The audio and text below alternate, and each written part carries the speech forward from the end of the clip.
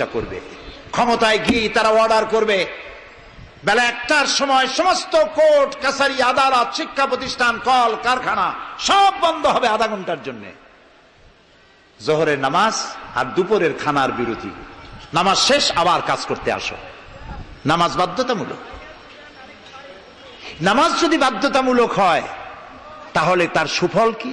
তার সুফল হলো এসপি যদি বাধ্যতামূলক ভাবে নামাজ হয় আর এসপি যদি মসজিদের ইমামতি করে দারোগাদের নিয়ে, অফিসারদের নিয়ে, দারোগা যদি ওসি যদি থানায় পুলিশদের নিয়ে তার ইমামতিতে নামাজ হয়, এমপি যদি তার এলাকার অফিসার দিয়ে নিয়ে ইমামতি করে নামাজে, মন্ত্রী যদি তার এলাকার লোক নিয়ে অফিসারদের নিয়ে সচিবালয় ইমামতি করে, এই মন্ত্রী, এই এমপি, এই ওসি, এই এসপি এদেরকে পিটাইয়াও ঘুষ খাওয়ান যাবে?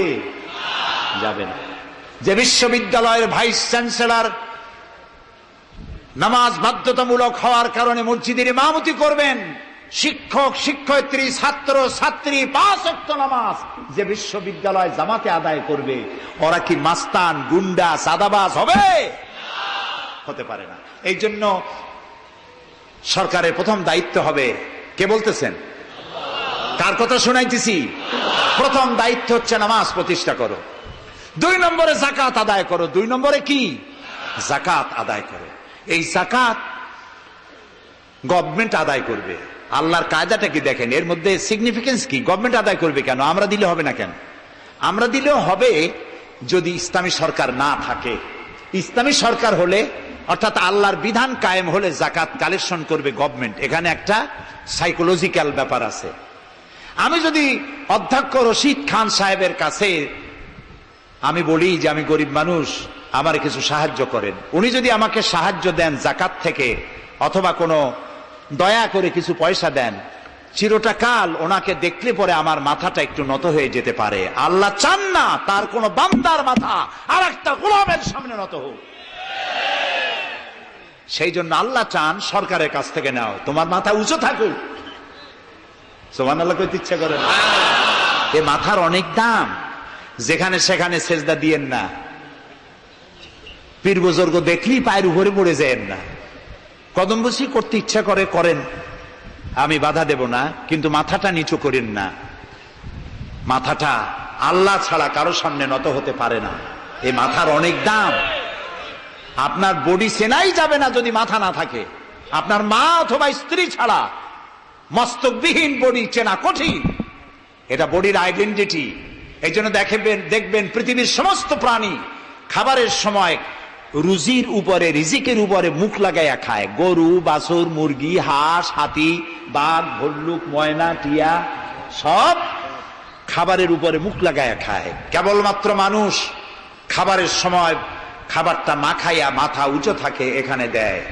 আল্লাহ চান রিজিকের সামনে আমার বান্দার মাথা নত হবে না। মাথা নত হবে তো রাজ্জাকের সামনে নত হবে, রিজিকের সামনে নয়। সুতরাং গভর্নমেন্টের কাছ থেকে নাও, তাহলে তোমার মর্যাদা ঠিক থাকবে, কোনো ব্যক্তির কাছ থেকে নয়। গভর্নমেন্ট কালেকশন করবে, গভর্নমেন্ট বিতরণ করবে। এরপরে দারিদ্র বিমোচন ইসলামের সব থেকে বড় প্রোগ্রাম, দারিদ্র বিমোচন করা। কারণ কি? কারণ হলো আমার রাসূল বলেছেন, কাদাল ফাকরু আইয়াকুনা কুফরা। দারিদ্র মানুষকে কুফরির মধ্যে ঠেলে দেয়। তার নামাজ রোজা থাকে না, আল্লাহ রাসূল থাকে না।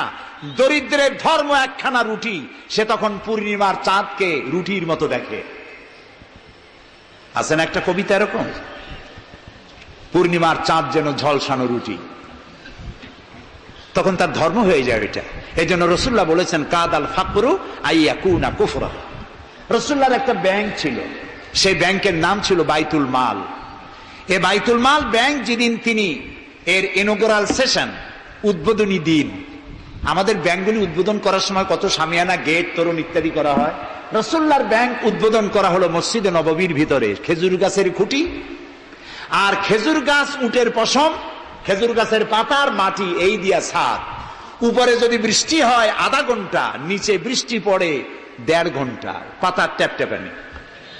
এরকম একটা মসজিদের ভেতরে বসে রাসূলুল্লাহ ব্যাংক উদ্বোধন করলেন আর বললেন, বুখারীর হাদিস, মান তারাকা দায়নান আও দিয়ান ফাআলাইয়া। আমার রাষ্ট্রের ভিতরে কোন মানুষ যদি ঋণগ্রস্ত অবস্থায় মারা যায় আর তার ঋণ পরিশোধের অর্থ যদি না থাকে, তাহলে